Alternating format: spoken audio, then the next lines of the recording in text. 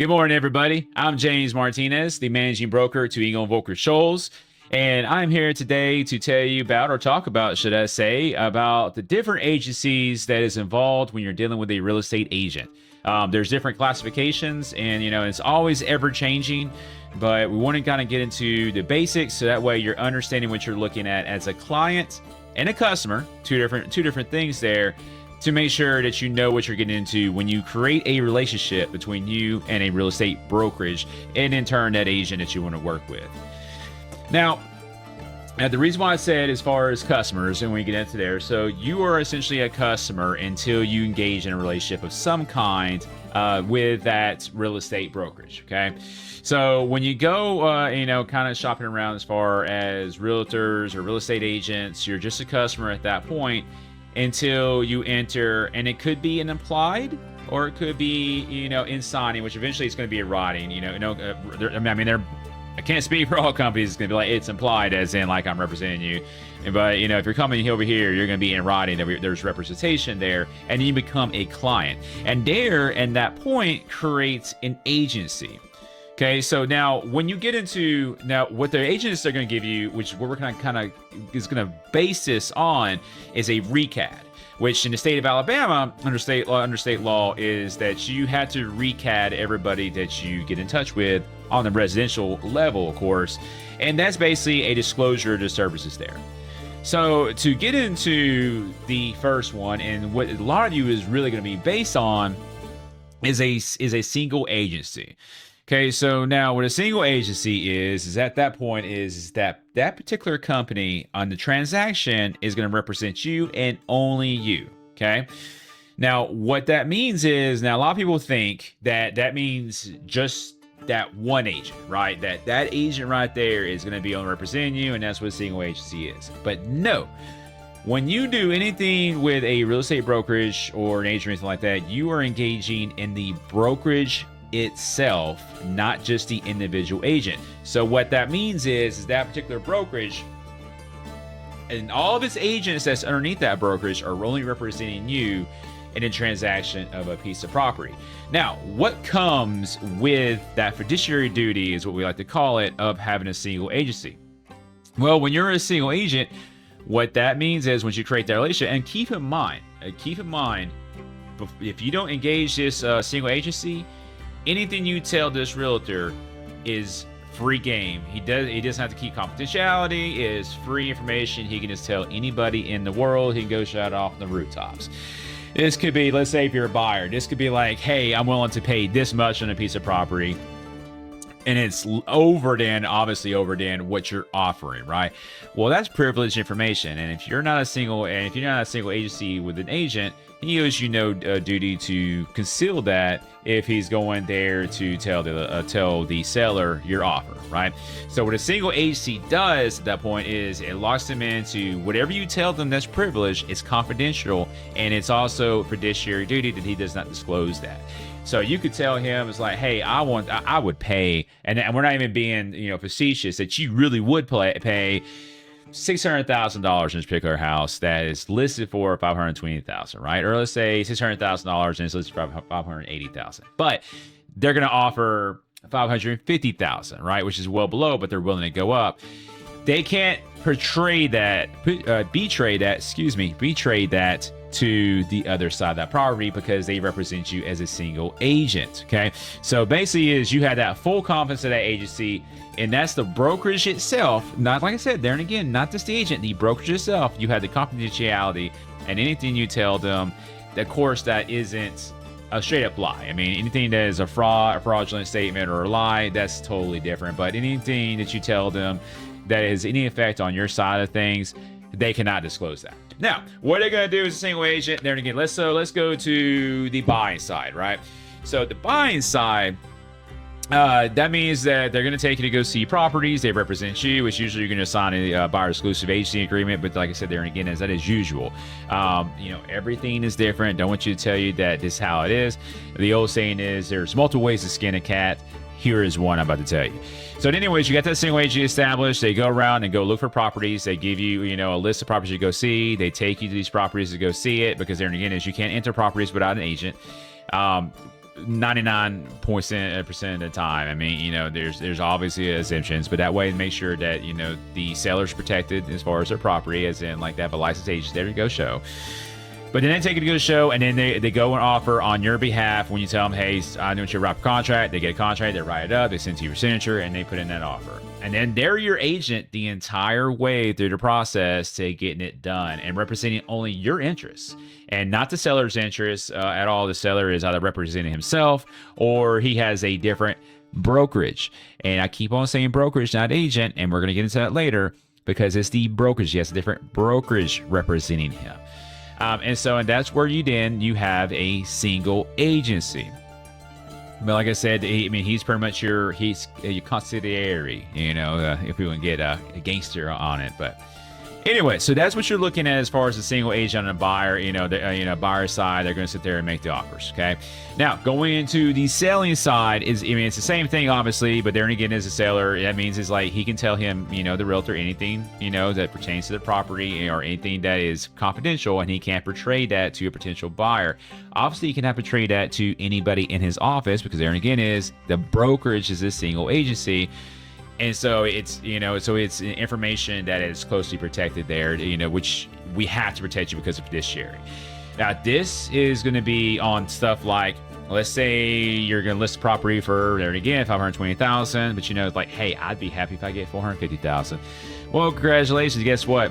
That's a secret. Mum's the word, because we got it listed at $520,000, and so we can't tell them. You know, say somebody comes in at $480,000.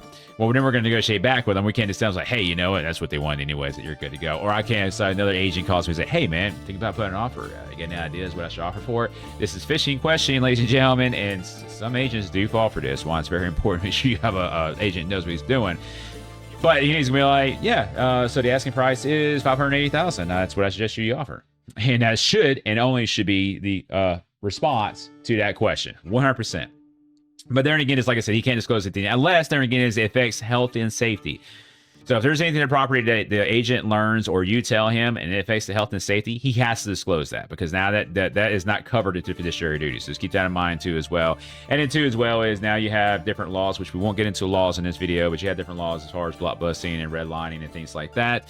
And then what that is basically is he cannot drive buyers here or way buyers, you know, it's because of, you know, Fair Housing Act, okay, as far as race, creed, you know, economic status, anything like that. You know, we can't do anything like that. But that's what your single agency there is, that he's going to represent you from the beginning to the end, as that brokerage is going to do. Okay, so that's your single agency, and that's the most common, right? And that's kind of clear cut there as far as single agency. It's like that agency, that agent's brokerage is representing you and only you and your transaction. That particular transaction, by the way. I mean, you got multiple transactions going on. There could be different one variants, but that particular transaction is only representing you.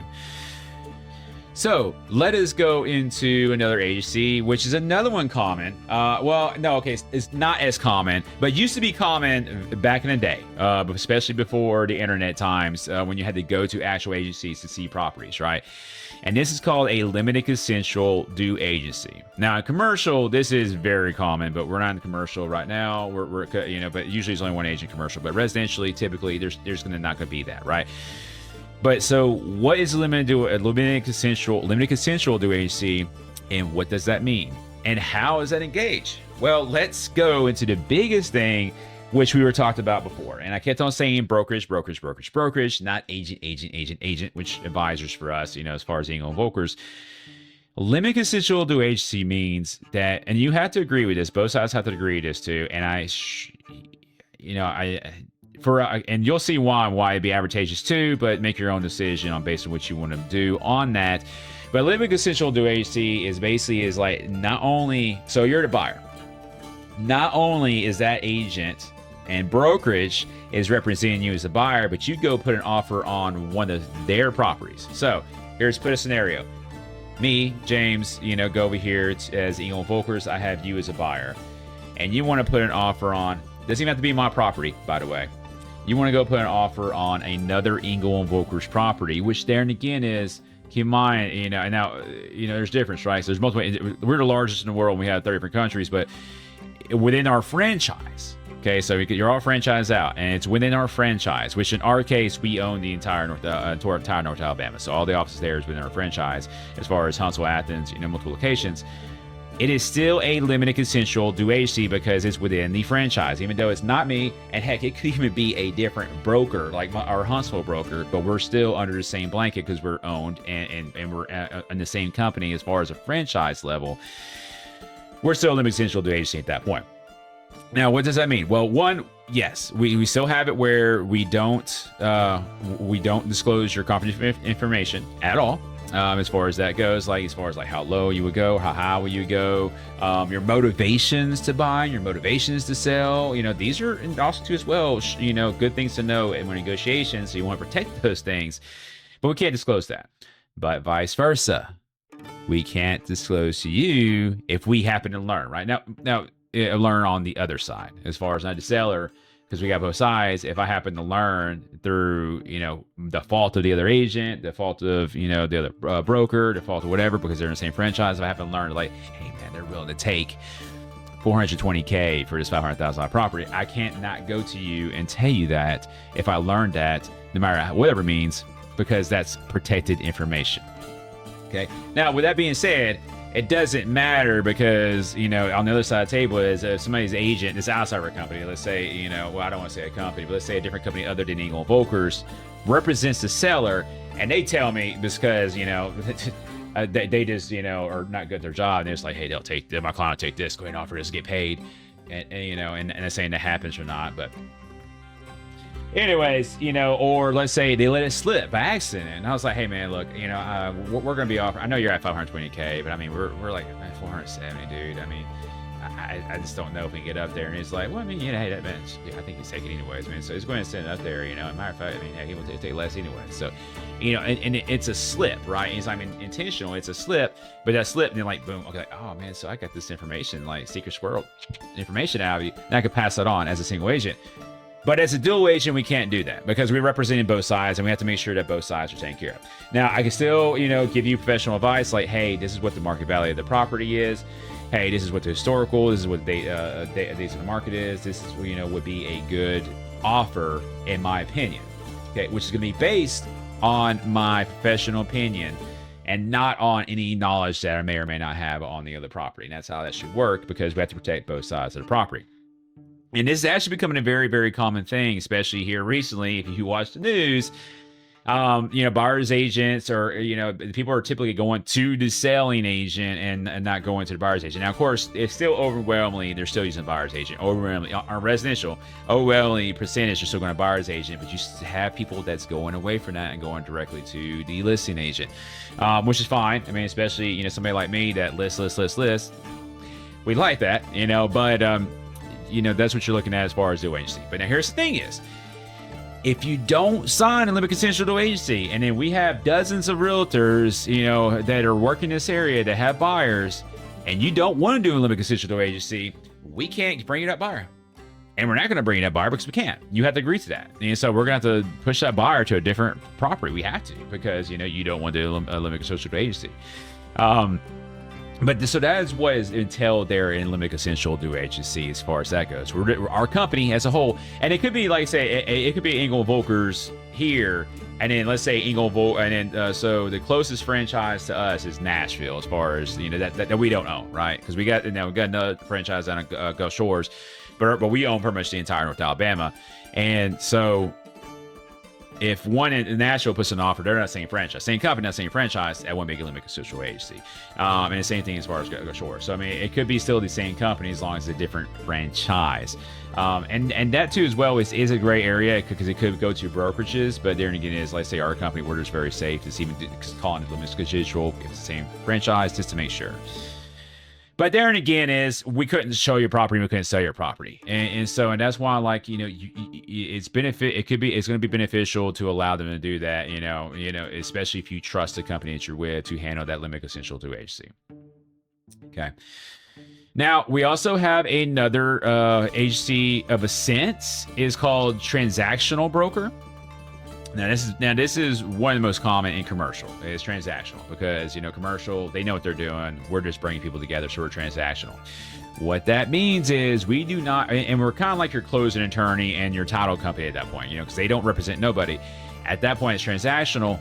We don't represent anybody now. We're just there getting the deal done. We just we just brought buyer to seller together. It's like, hey, you know, I know you both. He's wanting to sell. I'm gonna bring you together, but we're not representing either side. They represent themselves, and we're kind of back. It's like sitting back. We had no fiduciary duties or anything like that, and we're not, you know, we're not really involved in there. But there and again is, you don't have that fiduciary duty, so if you tell us anything as a transactional broker, that could get pushed over to the other side. Now, if we're not representing the other side, obviously, then I mean, there's really no benefit there to do that, you know. But we could do that in that case, transactional. Like I said, there and again that's usually what happens on a commercial side.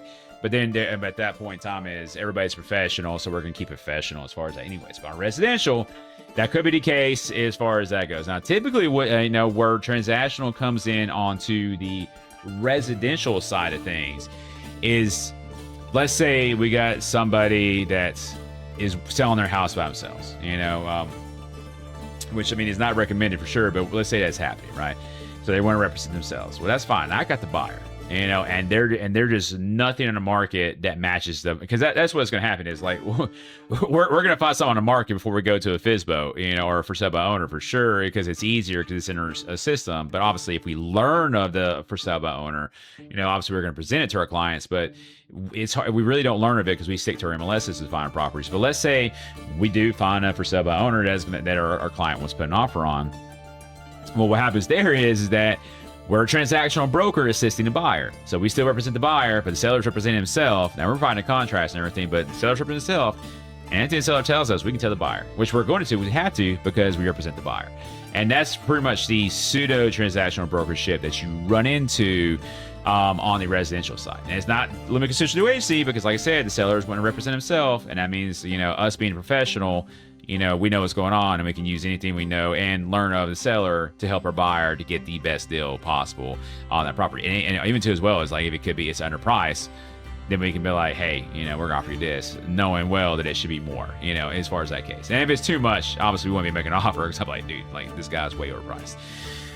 But that's what you're looking at as far as a transactional broker. Like I said, there and again, is not very, very, very rare on the transactional broker side, and that's because, and really it's a pseudo one anyways, because there and again is you typically are, an agent is bringing a buyer, and then the seller's representing himself because he wants to be for sale by owner.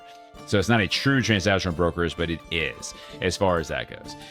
And that's what you're looking at as far as your agencies in this particular state of Alabama, right? You know, keep in mind is like the advice I'm giving here is pertaining to the state of Alabama, and there's a lot of states, especially here local around us, that abide by the same things that I'm telling you now. But, you know, as of right now, I'm telling you as far as state of Alabama, because each state has their own regulation when it comes to that.